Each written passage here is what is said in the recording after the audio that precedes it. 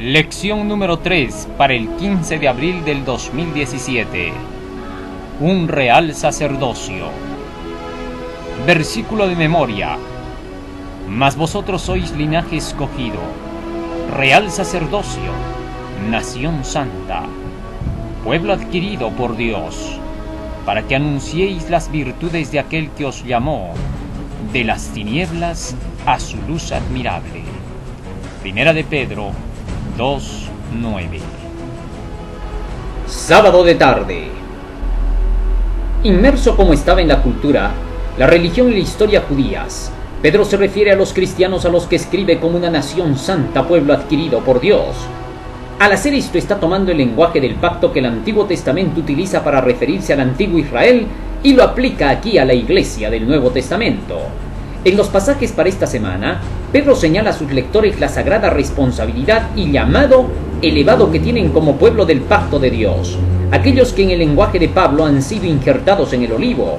Y entre esas responsabilidades se halla la misma que tenía el antiguo Israel, proclamar la gran verdad de la salvación ofrecida en el Señor. Sin duda, la lección de esta semana será una lección de mucha edificación espiritual. Gracias a Dios porque tenemos alimento para cada día. El día domingo nos habla acerca de cómo vivir como un cristiano. El apóstol Pedro ahora nos introduce directamente a la necesidad de un cambio, de la demostración de ser cristianos. Dice el libro de Primera de Pedro capítulo 2 versículo 1 al 3. Desechando pues toda malicia, todo engaño, hipocresía, envidias y todas las detracciones, desead como niños recién nacidos la leche espiritual no adulterada, para que por ella crezcáis para salvación, si es que habéis gustado la benignidad del Señor. El apóstol Pedro nos invita a vivir la nueva vida sin la práctica de los actos contrarios a la palabra de Dios que antes de ser cristianos teníamos. Un cristiano debe vivir la nueva vida que está basada en las enseñanzas de las Escrituras. Por eso, en contraposición de estas prácticas, nos dice que deseemos la leche espiritual de la palabra de Dios. De esto mismo escribió el apóstol Pablo lo siguiente, refiriéndose a la malicia, a la envidia, a las detracciones. Así que celebremos la fiesta, dice Pablo, no con la vieja levadura, ni con la levadura de malicia y de maldad, sino con panes sin levadura de sinceridad y de verdad. El apóstol Pablo ahora compara aquí, en 1 de Corintios 5:8, a la levadura de la malicia, levadura de la maldad. Por su parte, Jesús nos dijo con respecto a esto lo siguiente: guardaos de la levadura de los fariseos. Mateo 16:6 y 12, refiriéndose así a la doctrina de estos falsos maestros. Los panes sin levadura representarían a la verdadera doctrina, la de Cristo. Él se representaba con el pan que descendió del cielo y que estaba como símbolo en el santuario. Juan capítulo 6, versículo 35. Este pan de vida dijo Cristo que era su palabra. San Juan capítulo 6, versículo 63. Primero se declaró ser Él el pan de vida, y luego dijo más claramente que sus palabras son espíritu y son vida. Así Él es el pan de vida que debemos nosotros comer. Siempre los profetas hablaban acerca de esta palabra como alimento. Fueron halladas tus palabras y yo las comí, y fueron por alegría de mi corazón. Jeremías 15:16. Así de esta manera, el pan vivo es la palabra del Señor. Así que la malicia mencionada aquí no sería otra cosa que las creencias que traían mal comportamiento. Las creencias de los fariseos que decían que vendría un Mesías para destruir a sus enemigos. Las creencias de pensar que ellos eran santos y salvos habían traído un mal comportamiento. Jesús constantemente los denunciaba por estas falsas creencias. Les hacía notar que todavía ellos no estaban salvados ni que eran santos, que el pensar así los hacía vivir como les daba su gana, pensando que estaban haciendo lo justo delante de Dios. Obviamente que si practicamos las enseñanzas de la Biblia, no se verá malicia en nosotros, porque todo lo que está escrito en la Biblia es bueno. Nos dice Romanos capítulo 7, versículo 12, porque el mandamiento de Dios es santo, justo y bueno. Y si el bien mora así en nosotros, saldrá éste a relucir en nuestro exterior, porque dice el sabio Salomón en Proverbios 23:7, tal es el hombre en su pensamiento, en su corazón, tal es él. No podemos ser mejores de lo que somos por dentro, y por lo tanto es necesario quitar la levadura de los fariseos, de malicia y de maldad de nuestras vidas para poder tener la levadura verdadera, el pan de vida puro, que es Jesucristo, que es su palabra. Por eso es que el apóstol Pedro dice, desead la leche espiritual, no adulterada, la cual puede salvar vuestras almas. Qué interesante. De los últimos hijos de Dios se dice que no fue hallado engaño en su boca. Si nosotros no tenemos la levadura de la malicia dentro de nosotros, es decir, las falsas doctrinas que pululan por el mundo, debido a tantas falsas religiones, debido a las falsas enseñanzas que hemos recibido de nuestros padres, debido a las enseñanzas cerradas que hemos recibido del colegio, la universidad o cualquier otro centro de estudio, es que nosotros no nos comportamos como deberíamos. Y por eso es que se nos dice que debemos de tener la verdad pura, a fin de que tampoco el engaño ya salga de nosotros. Dice en el libro de Apocalipsis 14:5 que los últimos hijos de Dios van a tener una característica: no fue hallado engaño en su boca, dice el texto, porque la verdad estaba en sus mentes y corazones, y la verdad es la palabra de Dios. San Juan 17:17 dice, santifícalos en tu verdad, tu palabra es la verdad. Y si tenemos esa palabra en el corazón, obviamente que nuestros labios hablarán solo de esa verdad. De la abundancia del corazón habla la boca, dijo Cristo en San Mateo capítulo 12, versículo 34. Y la verdad que tenemos para este tiempo es la verdad que ha de salir por nuestros labios.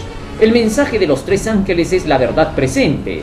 Y por lo tanto, como adventistas del séptimo día, si no nos llenamos de esta verdad, todo lo que estaríamos hablando sería puro engaño a nuestros compañeros. Y eso sería hipocresía, porque verdad no es lo que nosotros imaginamos, sino lo que Dios dice. Así que entonces, requerimos de tener que estar llenos de la verdad de Dios, de la palabra, del mensaje para esta hora, del Evangelio Salvador, a fin de que este Evangelio sea el motor que impulse nuestras palabras y tengamos que aprender a decir solo la verdad. Si solo nos dedicamos a enseñar lo que estamos aprendiendo, y que es prácticamente toda nuestra vida, porque ahí no solo se nos enseña la conducta, también se nos enseña qué hacer en medio del desenvolvimiento de las actividades de la vida. Y por lo tanto nuestra vida depende solamente de la palabra de Dios. No solo de pan vive el hombre, sino de toda palabra que sale de la boca de Dios. Pero los fariseos eran llamados hipócritas por esta causa, porque habían dejado la palabra de Dios y habían seguido las tradiciones. San Marcos capítulo 7 versículos 6 al 9 nos dice, habéis dejado los mandamientos de Dios para seguir vuestras tradiciones. Y habían seguido sus propias imaginaciones, como nos dice Jeremías capítulo 9 versículo 13 y 14. Han dejado la ley de Jehová y han seguido tras sus imaginaciones y se han ido con los Baales. Estas falsas doctrinas son las que traen el falso comportamiento. Si no existieran las falsas doctrinas, si no existiera el engaño, tampoco existiría el falso comportamiento en la tierra. Adán y Eva fueron engañados por la serpiente y así fueron llevados al pecado. De esta manera es como los fariseos también trajeron la mentira y decían y no hacían. Mateo 23:9. Declaraban que había que obedecer la ley. Hablaban mucho acerca de la ley, pero no la cumplían porque decían que era imposible, que porque eran pecaminosos ellos no podían llegar a cumplirla toda, pero que ya eran justos y ya eran santos. Jesús los denunció por eso en una ocasión diciéndoles que ellos no guardaban la ley. San Juan capítulo 7 versículo 19. ¿No os dio Moisés la ley y ninguno de vosotros la cumple? ¿Por qué me procuráis matar? Así de esta manera, todas sus tradiciones eran lo que hacía de ellos lo que eran y que tenían ese comportamiento que era opuesto a la verdad. Y el fin de todo esto, ¿qué trajo? La envidia contra Jesús, declarando que la gente se iba tras él. Y para que la gente no le creyera, dijeron que era un engañador de las gentes. San Juan capítulo 7 versículo 11.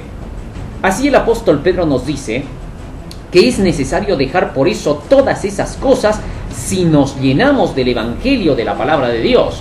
Es la palabra de Dios la que tiene el poder para transformar.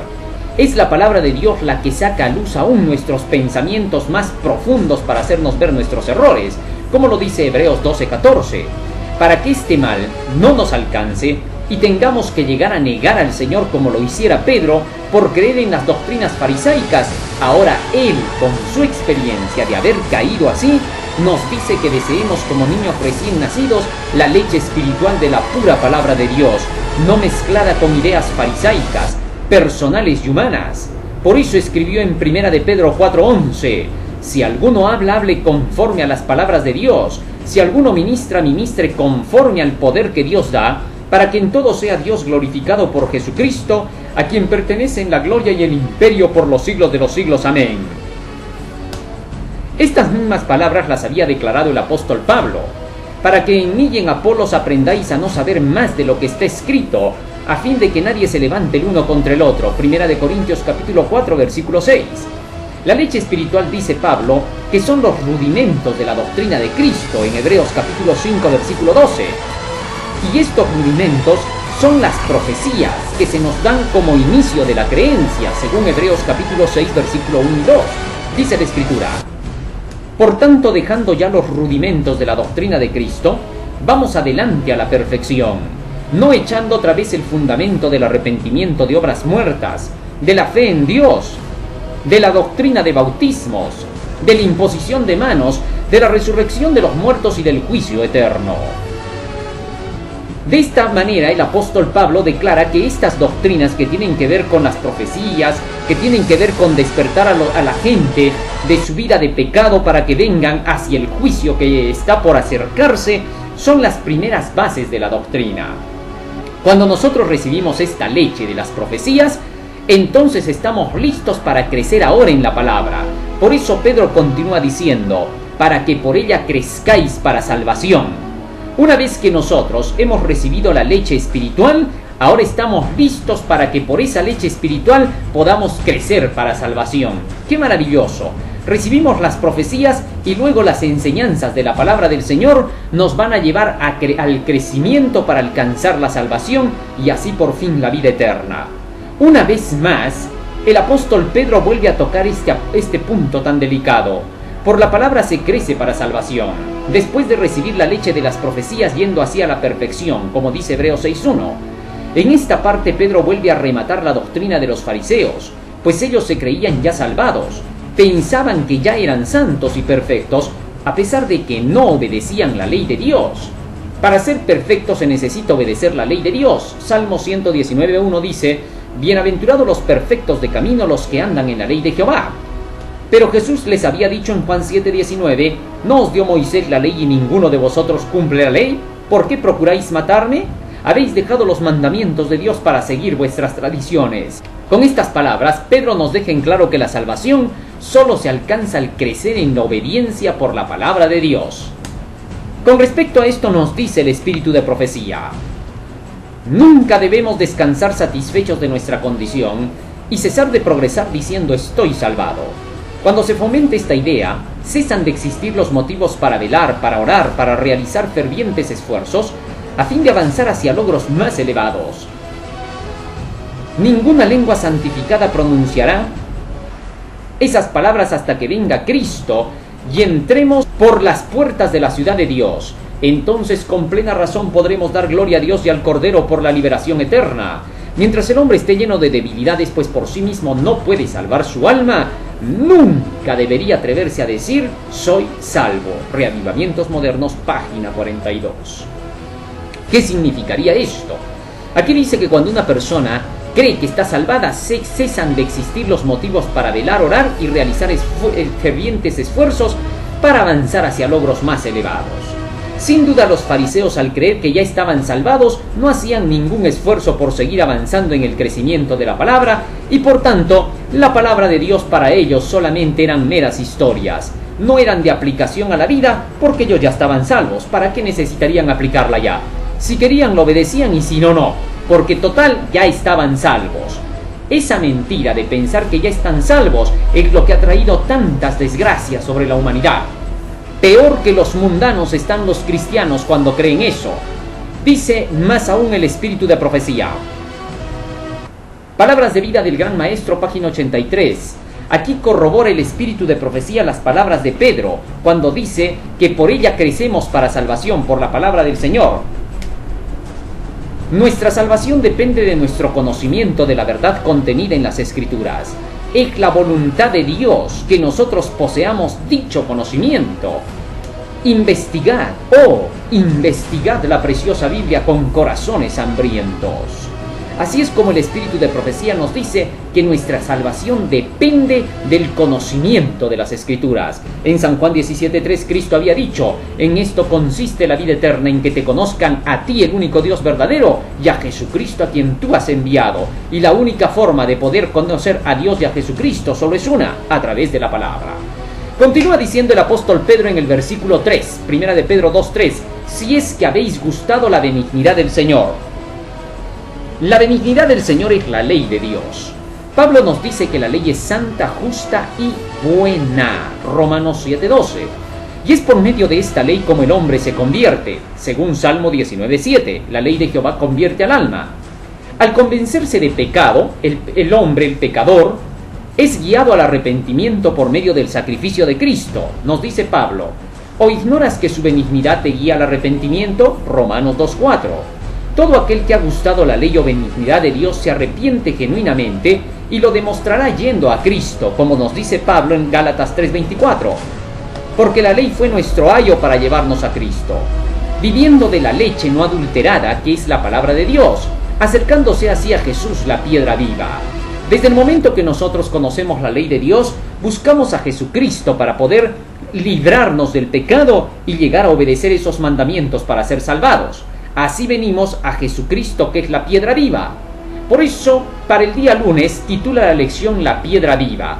Y el versículo 3 que nos decía: si es que habéis gustado la benignidad del Señor, acercándoos, versículo 4, a Él, piedra viva. Así que cuando gustamos la benignidad del Señor, nos acercamos luego a Jesucristo como la piedra viva, desechada ciertamente por los hombres, mas para Dios escogida y preciosa. En Gálatas 3:24 el apóstol Pablo dice claramente que la ley es nuestro ayo para llevarnos a Cristo para que seamos perdonados por la fe. Y ahora el apóstol Pedro está diciendo lo mismo. Al conocer la benignidad de Dios, la ley de Dios, nos acercamos a Él, piedra viva, desechada ciertamente por los hombres, mas para Dios escogida y preciosa. Vosotros también, como piedras vivas, sed edificados como casa espiritual y sacerdocio santo para ofrecer sacrificios espirituales aceptables a Dios por medio de Jesucristo. Al acercarnos así a Cristo, bebemos del agua de la piedra viva, de donde nosotros llegamos a ser también piedras vivas.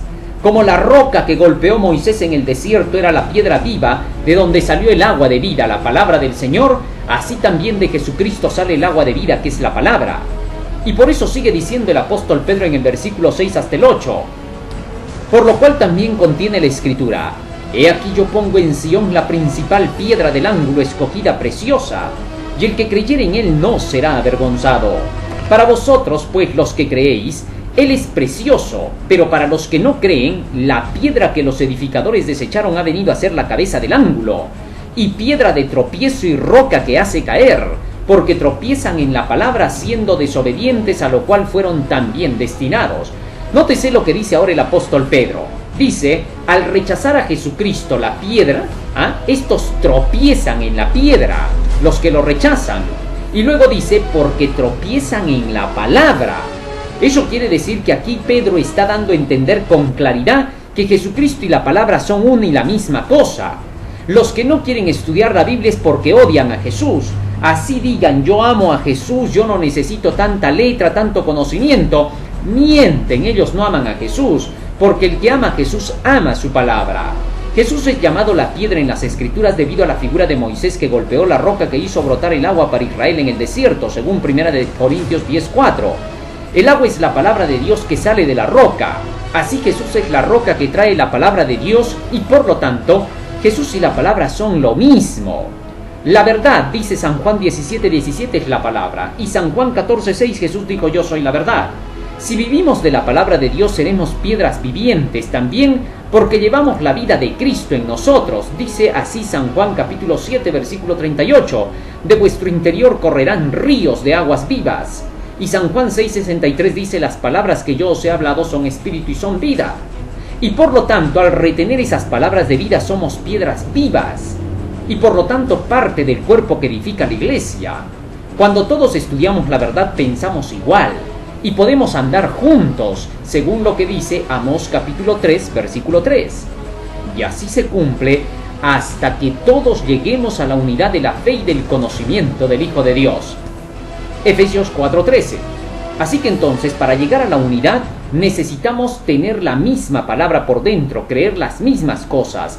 Al vivir así de la palabra de Dios, ofrecemos sacrificios de justicia. Como dice Pablo, que debemos presentarnos como sacrificios vivos por medio de la renovación de nuestro entendimiento. Romanos capítulo 12, versículo 2.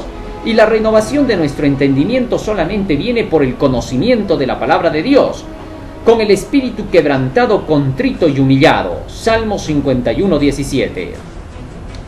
Cuando la iglesia vive así unida por las creencias de la palabra de Dios, vive en sacrificio vivo, y los miembros demuestran haber caído en la roca y haberse convertido. Pero los que dicen que el mucho conocimiento no salva y que solo es teoría sin vida y pura letra muerta, tropiezan en la roca, como dice Pedro, primera de Pedro 2:8, y piedra de tropiezo y roca que hace caer, porque tropiezan en la palabra, siendo desobedientes, a lo cual fueron también destinados. Sin duda, el apóstol Pedro nos está llamando aquí a que podamos reflexionar en buscar el conocimiento de la palabra del Señor y obedecerla, a fin de que no podamos tropezar con esta roca y que esta roca nos destruya. La unidad es en la fe. Aunque estuviéramos alejados el uno del otro, formando nuevos grupos en nuevos lugares, aún estaríamos unidos en el Espíritu. Los apóstoles estaban distanciados predicando el Evangelio, pero la común fe los mantenía unidos como piedras vivientes. Una iglesia viva trabaja con una misma verdad. Los protestantes de la Edad Media en tiempo de la Reforma estaban dispersos por diferentes lugares, terminando la predicación del Evangelio y extendiéndolo por todas partes, y sin embargo estaban unidos perfectamente en el Espíritu. Nos dice el Espíritu de Profecía: es deber de los ministros respetar el juicio de sus hermanos, pero sus relaciones mutuas, así como las doctrinas que enseñan, deben ser examinadas a la luz de la ley y el testimonio. Entonces, si los corazones son dóciles para recibir enseñanza, no habrá divisiones entre nosotros. Algunos están inclinados a ser desordenados y están apartándose de los grandes hitos de la fe, pero Dios está induciendo a sus ministros a ser uno en doctrina y en espíritu. Testimonios para Ministros, página 30. Nos dice claramente el Espíritu de Profecía que la verdadera unidad dentro del pueblo del Señor comienza porque todos tengamos la común fe y que no nos apartemos de los grandes hitos que nos han hecho lo que hoy somos, para ser uno en doctrina y en espíritu. Tenemos un mensaje para esta hora, el mensaje de los tres ángeles. Si toda la iglesia escuchara y viviera estos tres mensajes, la iglesia estaría unida firmemente como piedras vivas a la piedra viviente que es Jesucristo. Estos hombres, sigue diciendo la mensajera de Dios, no deben permitir que su fe se cambie en infidelidad, ni deben permitir que el estandarte del tercer ángel sea arrebatado de sus manos. Deben mantener firme hasta el fin su confianza del principio. El Señor ha declarado que la historia del pasado se repetirá cuando entremos en la obra final. Hay que proclamar ante el mundo todas las verdades que Él ha dado para estos últimos días. Hay que fortalecer cada pilar que Él ha establecido. Ahora no podemos alejarnos del fundamento que Dios ha colocado. No podemos entrar en ninguna nueva organización, porque esto significaría apostatar de la verdad. Manuscrito 129, 1905. Mensajes Selectos, tomo 2, página 449. Así que entonces el Espíritu de Profecía dice que no debe haber infidelidad en los que llevan el Evangelio, dejándose arrebatar el mensaje del tercer ángel de sus manos, porque eso sería iniciar una nueva organización apostatando de la verdad. Los que quieren trabajar en palabra y en doctrina, continúa diciendo el Espíritu de Profecía, deben estar firmemente establecidos en la verdad antes de ser autorizados a salir al campo a enseñar a otros. La verdad pura y sin adulteración debe ser presentada a la gente. Es el mensaje del tercer ángel el que representa la verdadera prueba para la gente.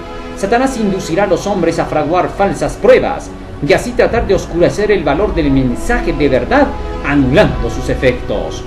Dios tiene una obra especial que los hombres de experiencia deben hacer. Han de guardar la causa de Dios.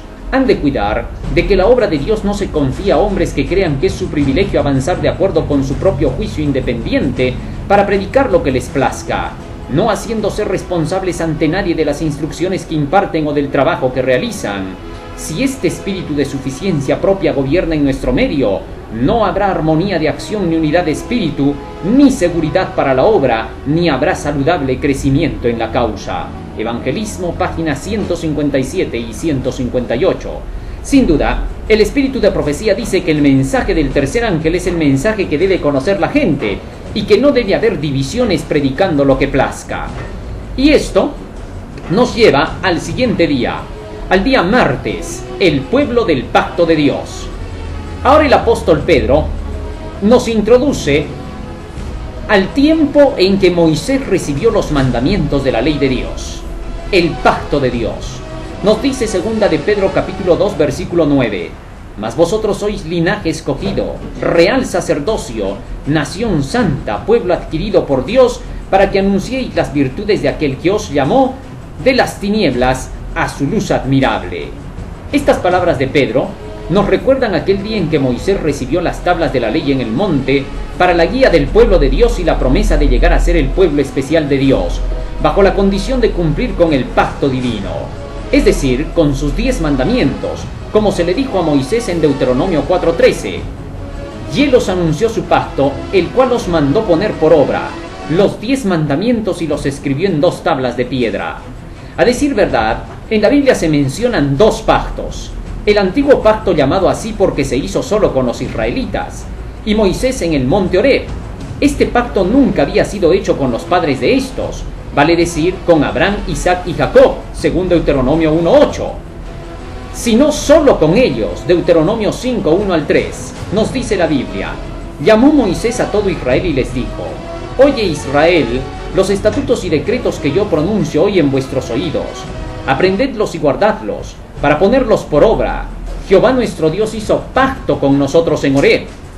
No con nuestros padres hizo Jehová este pacto, sino con nosotros, los que estamos aquí vivos hoy. Sin duda, en este pacto se decía: harás y vivirás, y solo fue hecho con el pueblo de Israel. Según Romanos capítulo 10 versículo 5, nos dice el apóstol Pablo que la justicia que es por la ley solamente nos dice: harás y vivirás. Las promesas de este no incluían lo que el segundo pacto incluiría. En este pacto se obedecía y se vivía, y si se fallaba entonces no había segunda oportunidad. Pero en el nuevo pacto, a diferencia del antiguo, se promete que habría promesas de perdón de pecados y restauración por la gracia de Cristo. Así lo dice Hebreos 8:16, Jeremías 31:31 al 33 y Hebreos 8:6.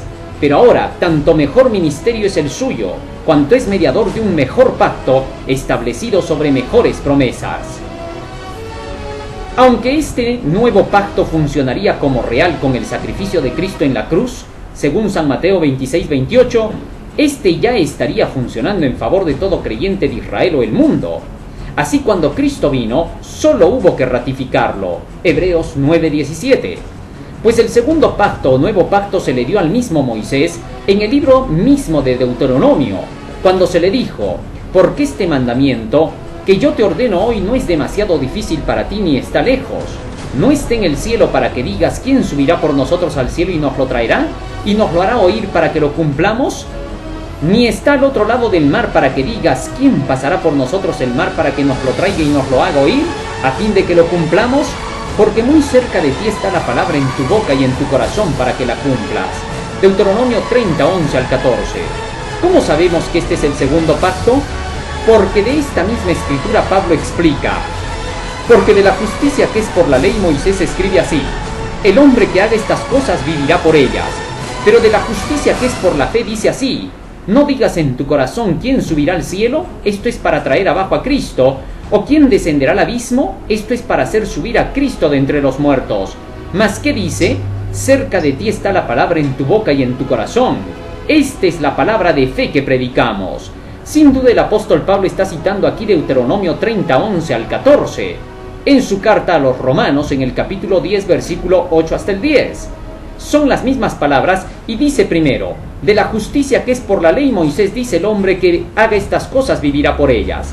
Pero ahí en el mismo Deuteronomio dice, pero Moisés dice de la justicia que es por la fe.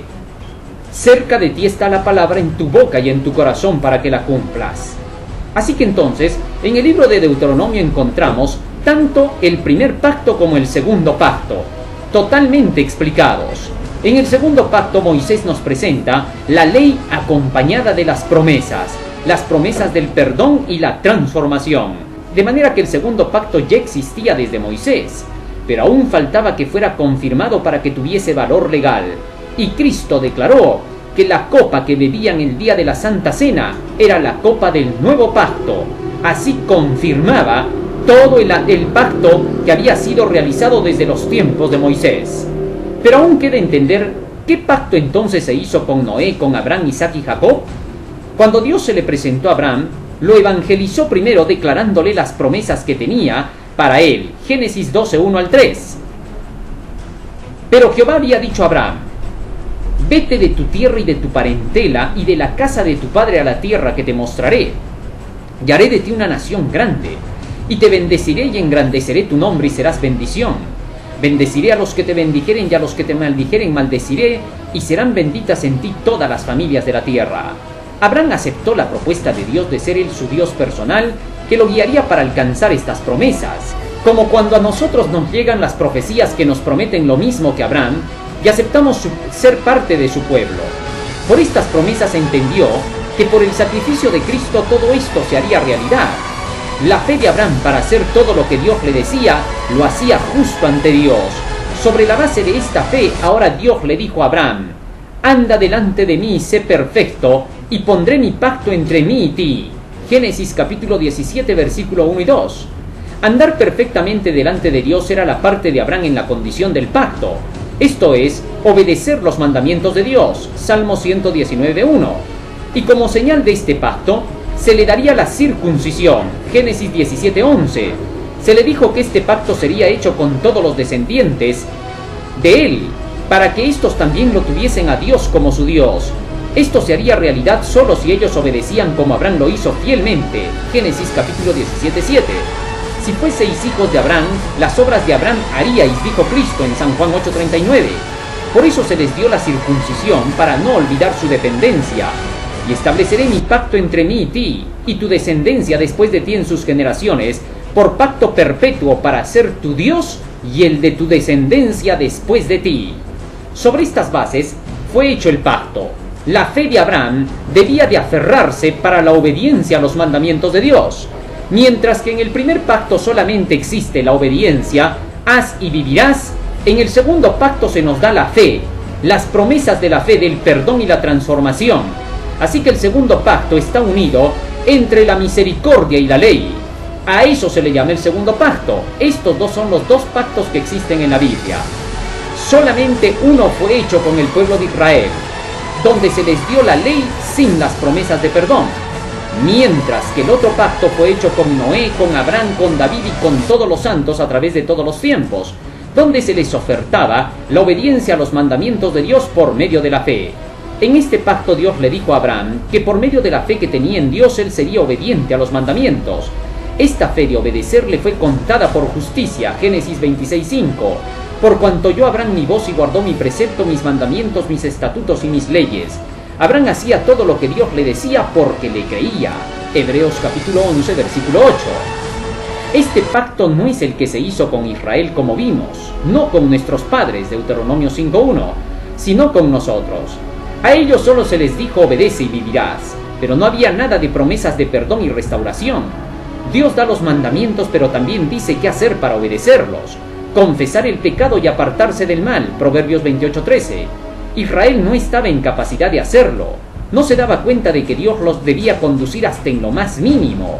Por eso hasta para los errores Dios dio leyes para obtener su perdón por medio de su gracia. Primera de Juan 1:9. En el segundo pacto, Dios limpia nuestros pecados, nos justifica y nos capacita para evitarlos y ayuda a extirparlos, nos santifica. Todo esto entendieron Abraham, Isaac y Jacob y sabían que su salvación dependía solo de Cristo. Esto significaba que ellos vivían de acuerdo con el segundo pacto. En el segundo pacto o nuevo pacto, la ley sigue en función, como Moisés lo escribe en Deuteronomio 30:11. Porque este mandamiento que yo te ordeno hoy no es demasiado difícil para ti ni está lejos. Y Jeremías lo repite cuando dice en Jeremías 31, 33 y 34.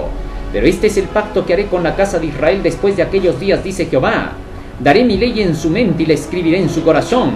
Y yo seré a ellos por Dios, y ellos me serán por pueblo. Y no me acordaré más de sus pecados. Y Pablo lo ratifica luego declarando en Hebreos 10, 16, 17. Este es el pacto que haré con ellos después de aquellos días, dice el Señor. Pondré mis leyes en sus corazones y en sus mentes las escribiré. Y añade, nunca más me acordaré de sus pecados y transgresiones. Este mismo pacto, en la que la ley está en función, es el que se hizo con Abraham con las promesas de perdón y gracia. Cuando se le da la ley a Moisés en Horeb 400 años después, estas promesas de perdón no se quitaron, Gálatas 3:17, sino que continuaron.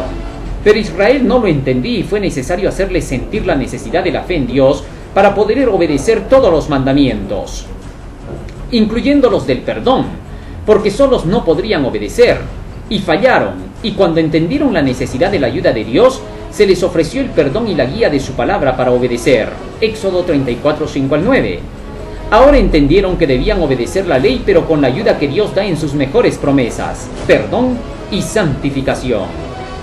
Ahora bien, se conoce como el segundo pacto porque a Israel se le dio 2 veces el mismo pacto, solo que la primera vez sin promesas de perdón, Éxodo 19, 5 al 8, mientras que la segunda vez con promesas de perdón y misericordia, Éxodo 34, 4 al 9, y por eso se le llama el segundo. Pero este estaría como símbolo durante el Antiguo Testamento en la forma de ritos y figuras del santuario del primer pacto, hasta que Cristo como la verdadera ofrenda sirviera para el santuario y quitara los pecados que los animales no podían, Hebreos 10:4. Así que en el segundo pacto, la ley está vigente junto con las promesas de misericordia. Allí la justicia y la misericordia se unen como el arco iris de Noé. Así se hizo el pacto con Noé, que halló gracia como Abraham más tarde. Después de la destrucción con la justicia, salió el sol para mezclarse con el agua, formando el arco iris como la justicia y misericordia se juntan en el segundo pacto, la ley y el perdón. Por eso el pacto con Noé fue con la base de la ley que condenó al pecado, y a Noé varón justo y perfecto, Salmo 119:1.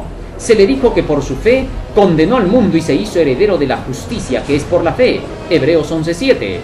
Los fariseos querían obedecer la ley como en el primer pacto, y por eso no habían promesas de perdón para ellos. Quisieron apedrear a la adúltera, pero Jesús mostró que él creía en el segundo pacto, dando oportunidad al arrepentimiento. Pablo escribió su carta a los Romanos y Gálatas bajo esta perspectiva de los 2 pactos, porque él mismo como fariseo quiso obedecer la ley con el primer pacto y no pudo, según Romanos 7:15 al 23. Pero cuando aplicó el segundo con la ayuda del perdón y el Espíritu Santo que lo santificaba con su palabra, encontró la solución para obedecer la ley, Romanos 8:13, y pudo decir en Romanos 3:31, luego, ¿por la fe invalidamos la ley? En ninguna manera, sino que confirmamos la ley. Con estas palabras pasamos al día miércoles, un real sacerdocio, nos dice el apóstol Pedro. Primera de Pedro 2:9, mas vosotros sois linaje escogido, real sacerdocio, nación santa, pueblo adquirido por Dios para que anunciéis las virtudes de aquel que os llamó de las tinieblas a su luz admirable. El pueblo de Israel había sido sacado de Egipto para poder llevar la luz al mundo.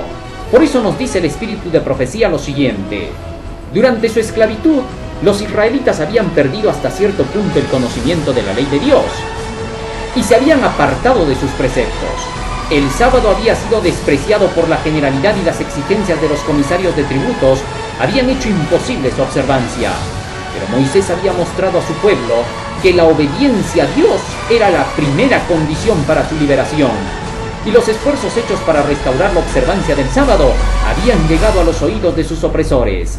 Patriarcas y Profetas, página 234.